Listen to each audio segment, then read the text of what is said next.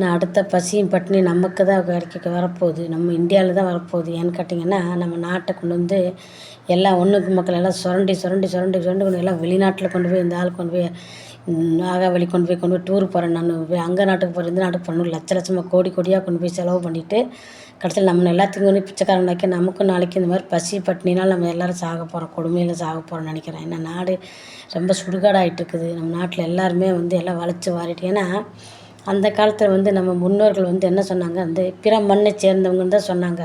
ஆனால் அந்த பிற மண் எந்த இடத்துல போனாலும் சரி அவனுக்கு உள்ளது அவனையெல்லாம் சுருட்டிக்கிட்டு அவனுங்களை எல்லாத்தையும் அவனை சார்ந்தவங்களை மட்டும்தான் வாழ வைப்பாங்க. மற்றவங்க எல்லாத்தையும் என்ன பண்ணுவாங்க, வாழ விடாமல் நாஸ்தி பண்ணுவாங்க. இது தெரியாமல் தான் தமிழ்நாட்டில் கொண்டு வந்து இந்த விஷ செடிகளை நட்டு இன்றைக்கி நம்ம என்ன பண்ணிகிட்ருக்கோம், வாழ தகுதியற்றவங்களாக வாழ்ந்துட்டுருக்குறோம்.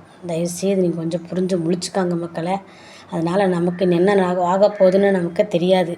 அதனால் முடிஞ்ச அளவு மற்றவங்க நல்லா இருக்கணும் நம்ம வேண்டினாலே நம்ம நல்லா இருப்போம் மக்களை. கடவுளை வேண்டிக்காங்க. ஆட்சி நல்லாட்சி மலரணுன்னு நீங்கள் கடவுளை வேண்டிக்காங்க மக்களை. நம்ம என்ன ஆக போகுது, ஏன்னா கடவுள் வருகை சமீபமாயிருச்சு. அதனால தான் இந்த மாதிரி அக்கிரமங்கள் அநியாயங்கள் பூமியில் நடமாடுது. ஏன்னா ரொம்ப அக்கிரமங்கள்.